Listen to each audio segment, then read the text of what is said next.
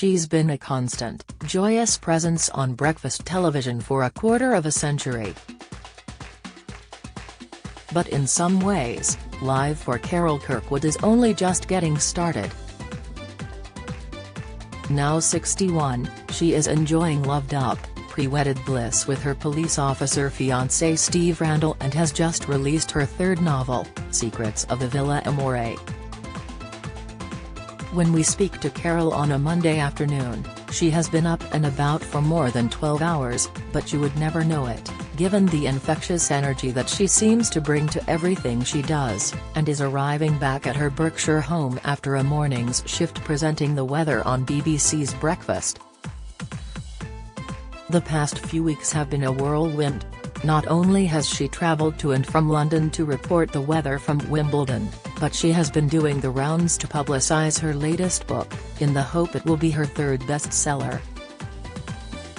Given her 3 a.m. daily wake-up calls, where does she find the time and energy to write a book? You know that expression, if you want a job done, give it to a busy person, she laughs. If you have to do something, you'll do it. I work to deadlines all the time, my day is a collapsing time frame.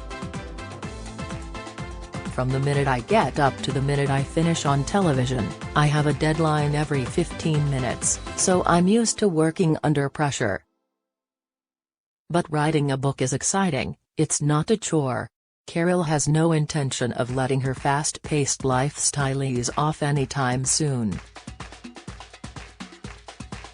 In fact, as we're chatting, she lets slip that she has just handed over the manuscript to the 4th book she has been writing, before the 3rd has even hit the shelves.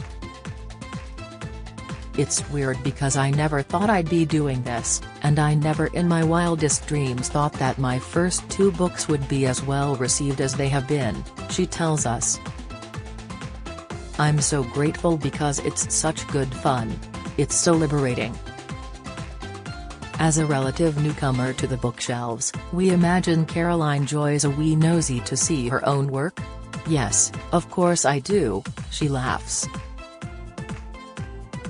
I've rearranged the shelves in the bookshop before, put mine at the front. My family and friends do it too, so someone might spot that the first 20 bestsellers are all Carol, because all the books have been rearranged. Aside from her literary success, there are equally exciting things going on in Carol's life at the moment, especially when it comes to her life away from Breakfast. After divorcing Jimmy, her husband of 25 years, in the late 2000s, Carol embarked on a new relationship in 2021. Steve, who is 13 years her junior, popped the question last year. Her latest novel centers around a wedding, so can we assume that she has marriage on the brain? Yes, I do want to get married again, she says emphatically. We're very happy and we're loved up, and we're delighted to be together, but we haven't got a wedding date yet. I think we'll have an intimate wedding. We don't want to just squeeze it in, we want it to be a celebration. Steve is a kind man, she adds, and tells us that he makes her a cup of tea when her alarm goes off at an eye-wateringly early 2:45 a.m. every weekday. Even though I say to him every time, "Don't get up, you go back to sleep," he always insists on getting me my tea, she beams. He is so kind, and that's really important to me. I know kindness is a buzzword at the moment, but it's really important in a relationship. Carol wasn't actively seeking a new relationship, and she says she has learnt that your own happiness is down to you. That said, her partner clearly makes her incredibly happy. You should be reliant on yourself for happiness, she says, and if somebody else also makes you happy, that's a huge bonus. I've learned that you're the author of your own destiny. If you want to remain happy, don't make your life difficult, and surround yourself with people who lift your spirits.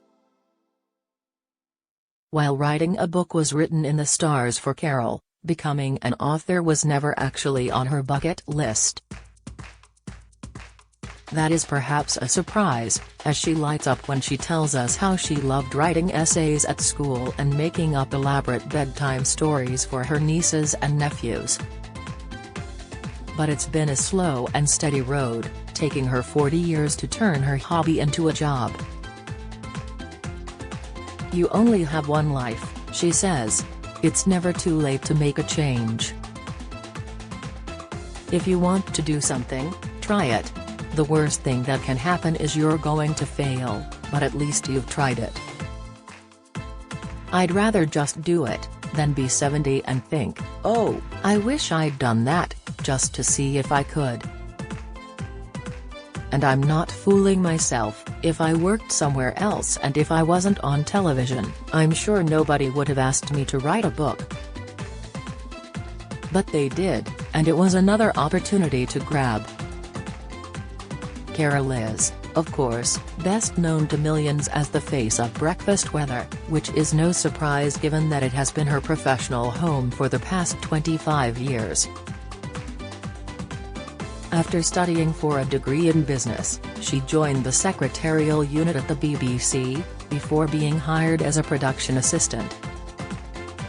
She joined BBC News, then known as News 24, in 1998 and has stayed put ever since, celebrating her quarter-century BBC anniversary in April. "I love my job," she smiles. "I'm privileged. I get to go to places that I may not otherwise be able to go to when I'm doing outside broadcasts. One of those places is behind the scenes at the Championships at Wimbledon, which is an annual event in Carol's calendar and one of her favorite places to be." Despite spending her mornings with Centre Court as her backdrop, watching the exhilarating games sadly isn't a perk of the job. "I never watch more than the odd minute of a match," she laughs. "I always come home and watch it on the telly instead." When she is not enjoying the British summer, ever the weather woman, she tells us that this year's was the hottest June on record. She is traveling to all the places she writes about in her books. They are all set in much sunnier climes than she is used to reporting from, and her latest offering is no different, centering around scandal and secrets during a wedding on Italy's stunning Amalfi Coast.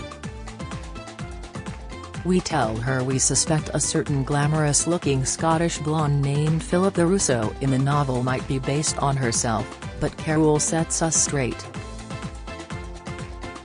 So my best friend is called Philippa, and I wanted to call a character after Philippa, although the character is nothing like the real Philippa," she laughs. "And I wanted her to be Scottish because up until now I haven't had any Scottish characters in my books because I didn't want anybody to think I was writing about myself. Trust me, my life isn't as busy or as exciting as my characters' lives." She says the inspiration comes from everywhere, even from Steve. "When we go out walking, I might say, oh, I'm stuck with this, and he'll suggest things," she smiles. "And it might be that his suggestion is a really good one, or I'll think, no, my character wouldn't do that, but he would do this, so Steve will spark something." Aside from conjuring up sizzling summer reads, Carol says she is happy to enjoy the simple pleasures in life now, especially when those involve partner Steve. "The thing that makes her the happiest of all," she jokes, "is when she opens her diary and sees a free weekend with nothing planned, meaning that she and Steve can make it up as we go along. So it might be, going into the garden or just going for a long walk with a picnic," she explains. "I love doing that, and in the evening sitting in the garden with a glass of wine, just the simple pleasures in life. I would rather do that than be gallivanting off here, there and everywhere, because I'm so busy during the week. I just want to be at home, settled and in my own space. Secrets of the Villa Amore by Carol Kirkwood is out now, £16.99, published by HarperCollins. Follow Mirror Celebs on Snapchat, Instagram, Twitter, Facebook, YouTube and Threads.